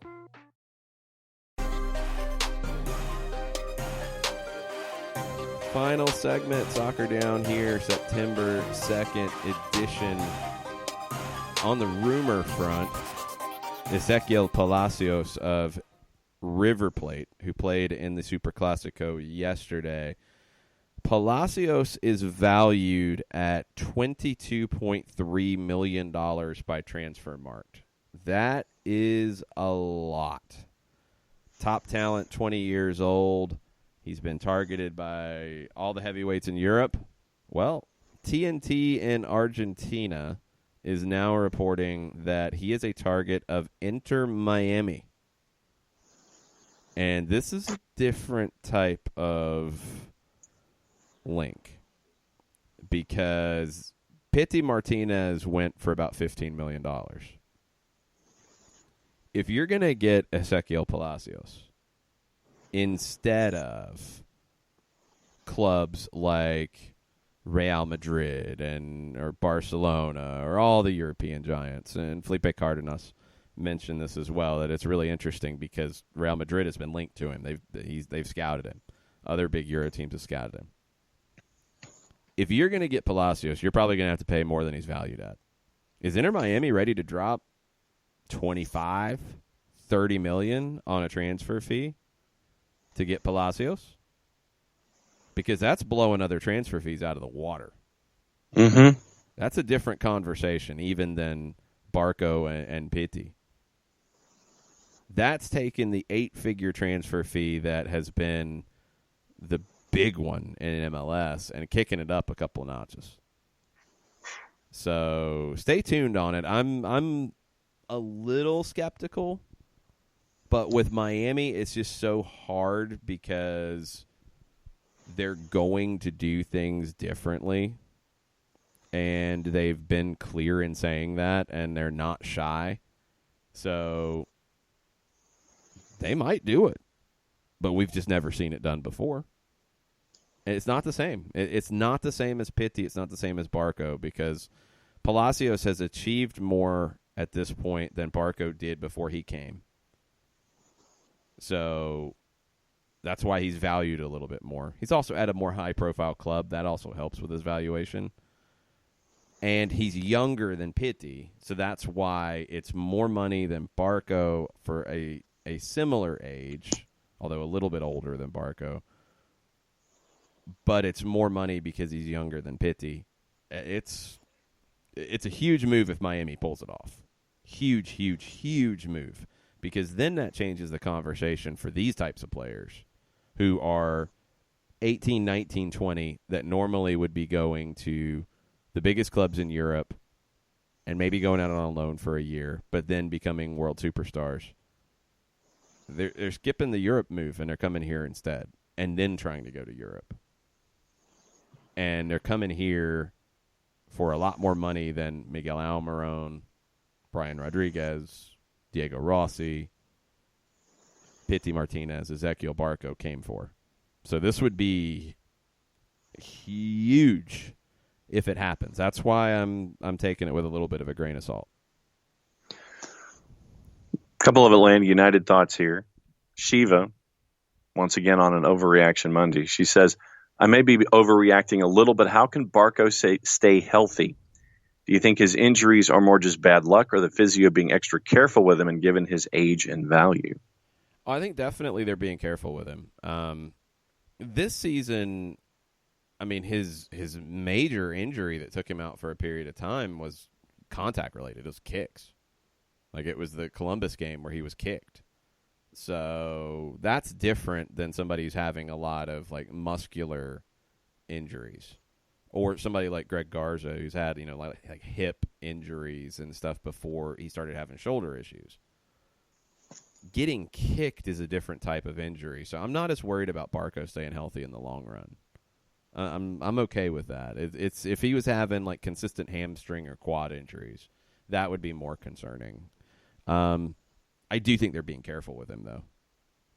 Definitely. And, maybe it is in the team's best interest if this injury is not a big one. It's enough to keep him out of Philadelphia, but it's also enough to keep him out of the Argentina U23 camp, where they were going to play a match, I think, against Ecuador in a friendly. Maybe it's good for him to just get a couple weeks off, or at least a good week off. That could have factored into it as well. And then the last one on the board so far this morning on our Michael Parkhurst conversation, Stizzle's saying playing him in Cincinnati and another one at the Benz before he rides off into the sunset. There's games where he could play a little bit for sure. And you've got those two midweek games in Cincinnati and NYC where you're going to have to potentially rotate a little bit. So Parkhurst will have a role to play. I really do believe that. I just don't know exactly where it will be. Cincinnati could be one of them. Could factor in for sure. You just have to protect his lack of pace at this point. If you're going to play in the same way. You go back to the times where he was playing when they were in the 4-3-3 and Parkhurst was playing often as an outside back who wasn't going forward a ton, so he was kind of sort of acting as a center back. But the team also wasn't committing as many numbers forward. They were a little safer at that point, so he was a little more protected. The way they're playing right now, defenders aren't protected. It is, look, we're going to try to score as many goals as possible the other way, and we're going to try to play in the other half. But when we lose it, you have to win your 1v1 battles, and you're going to have to do it in space. And teams are going to pick on they're going to pick on players for Atlanta that they feel like they can expose, as Philadelphia talked about when it came to Brendan Aronson trying to move Jeff Florinowicz into some bad spots. They would do that to Parkhurst as well, and I think they'd have more success. I think Jeff has a little more mobility at this stage than Parky does. So if you play him, you're going to have to play him in the right spots to protect him. That's just where you're at this point. All right, we are officially caught up on the Twitters. What else is on your sheet for the morning? Well, why don't we get into the ESPN power rankings that just came out? Jason Davis from SiriusXM FC posted this earlier this morning. LAFC still number 1. Makes sense. Philadelphia number 2. They moved up a spot. NYC number 3. They moved up a spot. Minnesota number 4. They remained in a spot. And Atlanta fell 3 spots to number 5. Okay. I don't like it, but Philadelphia moving up from 3 to 2. Okay with that. NYC moving up from 4 to 3. I kind of feel like Atlanta should be 3. I feel like Atlanta should be ahead of Minnesota because they beat them this past week in a cup final. I would have Atlanta 3. I would have... And this is where it's tough when you do these because you look at the overall record, but you also look at what happened in the last week. And this is where it's hard to do it because Philadelphia beat Atlanta. They should move up. NYC won a game, even though they were on the West Coast against Vancouver, which wasn't a great opponent. They won a game. Should they move down? That's a little harsh. Minnesota, they lost a game in the Cup final, but they beat LAFC in a big win. Should they move down? That's where it's hard. I feel like right now, LAFC 1, Philadelphia 2, Atlanta 3, NYC 4, Minnesota 5 is probably where I would have it. Yeah. Then San Jose is 6. They moved down a spot from 5. Seattle 7. Moved up a spot from 8. Portland moved up 3 spots to 8 from 11. New England is in 9th. They moved down 2 spots. And LA Galaxy round out the top 10. They moved down a spot. I kind of feel like the Galaxy maybe should have fallen further. Real Salt Lake is at 11. Dallas is at 12. I'd probably put RSL in that 10 spot. The rest of it, San Jose, Seattle, I'm okay with those where they're at. Portland at 8, I'm okay with that. You can't really put Portland ahead of Seattle, even though I think they're a better team. You can't put them ahead because Seattle beat them in Portland recently. New England at 9. Yeah, it's okay. Red Bulls fell from 10 to 17. That might be a little bit of an overreaction because Colorado's ahead of New York, and yes, they did just beat them, but also the body of work. Red Bulls have 12 wins. Colorado has 8. DC has 11 wins. They're ahead of the Red Bulls. DC's in 15th. Toronto has 10 wins, and they're 14th. This is the thing I don't get. Toronto in 7th place in the East and doing the things that Toronto has done this season are in 14th, ahead of DC, who has 1 more win than them, ahead of Red Bulls, who have 2 more wins than them. The Toronto should be further down. Yeah. I feel like in the East, if you're just going to do the East power rankings, Philadelphia 1, Atlanta 2, NYC 3. And if you want to flip Atlanta and NYC, okay. It's a toss-up. Then, for me, I think the Red Bulls are the next best team, even though they have some serious issues. Then, I think it's New England. Then DC ahead of Toronto? Yeah, I think DC's easily ahead of Toronto. And I think Toronto's number 7. Because I just don't see Montreal, Orlando, or Chicago getting ahead of them. No. Yeah, the bottom half of Davis's power rankings are kind of weird. I think the New York one is probably the biggest one. That's way too much of an overreaction. They're still a team that none of the top three would be looking forward to seeing in a playoff game. Yeah. But dropping all the way from 10 to 17, that to me, that's a bit much. You see it in polls. I mean, it happens. I think it's a severe reaction to what happened on the weekend. Right. Since Colorado just beat you, therefore, I'm going to put Colorado ahead of you and drop you below them, regardless of what the run of form is and everything to date. Yeah, it just feels like a little much. And then Houston 23rd, Vancouver 22nd. We've actually had some playoff eliminations. Vancouver and Cincinnati officially eliminated from any kind of postseason. Shocking. Yes, quite. Absolutely shocking. That it took this long. Well, in Cincinnati's case, yes. We'll see where Cincinnati ends up in a couple of years. They remind me a lot of Minnesota in that they came in, they thought they could do things one way. They realized pretty quick that ain't going to work. No, they didn't go full Scandinavia like Minnesota did at the beginning of 2017, but they just went.